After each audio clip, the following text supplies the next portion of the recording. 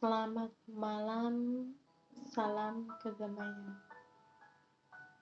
Selamat datang untuk mendapatkan kedamaian hati bersama saya, Sri alias Dewi Padi.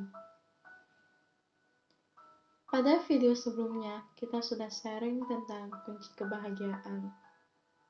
Tapi, bagaimana sih kita menemukan kunci kebahagiaan tersebut? Satu-satunya cara untuk menemukan kunci yang hilang itu tiada lain dan tiada bukan adalah dengan masuk dan mencari ke dalam. Ini artinya kita harus mulai merenung sambil bertanya pada diri sendiri.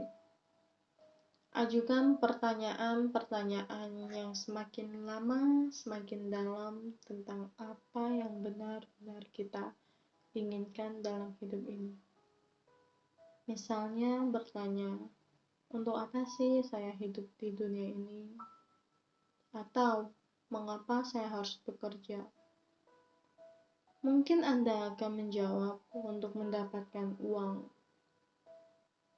Teruskan jawaban ini dengan pertanyaan selanjutnya. Misalkan, untuk apa uang ini? Maka Anda akan menemukan bermacam-macam jawaban, yang mungkin salah satunya adalah untuk memberi rumah. Dan untuk apa tujuannya kita mempunyai rumah? Yaitu untuk ketenangan dan kedamaian. Jika ketenangan dan kedamaian adalah jawaban terakhir, itu artinya bahwa ketenangan dan kedamaianlah yang sebenarnya Anda butuhkan agar bahagia.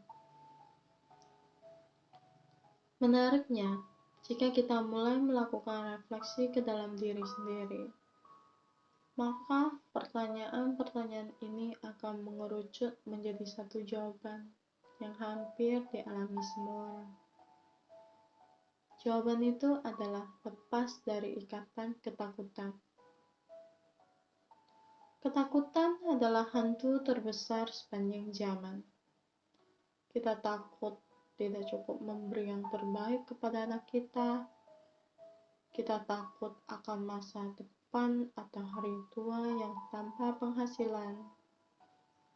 Kita takut akan masa depan yang tanpa keluarga. Kita takut kita tidak dihormati. Kita takut kita tidak dicintai. Kita takut kita tidak disayangi, dan sebagainya.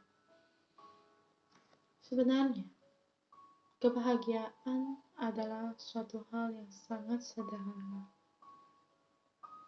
Dan saking sederhananya, sampai-sampai tidak banyak orang yang percaya. Untuk bahagia, manusia tidak memerlukan apa-apa. Tidak perlu mencari di luar. Bahkan tidak perlu usaha yang keras. Semua perangkat kebahagiaan itu telah ada dan selalu ada dalam diri setiap manusia. Kebahagiaan bisa didapat dengan cara melepaskan ikatan dari harapan terhadap hasil yang kita inginkan. Dengan kata lain, kita menerima dan bersyukur dengan apa yang telah terjadi. Coba sobat tercinta rasakan perasaan Anda ketika berhenti dan memberi jalan pada penyeberang jalan, memberikan tempat duduk di bus kepada orang lain, atau memberi perhatian penuh untuk mendengar cerita seseorang di depan kita. Ada suatu perasaan yang tak dapat digambarkan dalam hidup ini saat kita memberi. Dan seperti itulah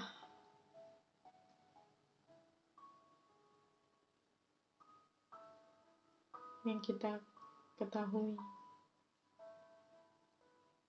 Pemberian bukanlah hanya sebatas materi atau sesuatu yang benar, yang besar.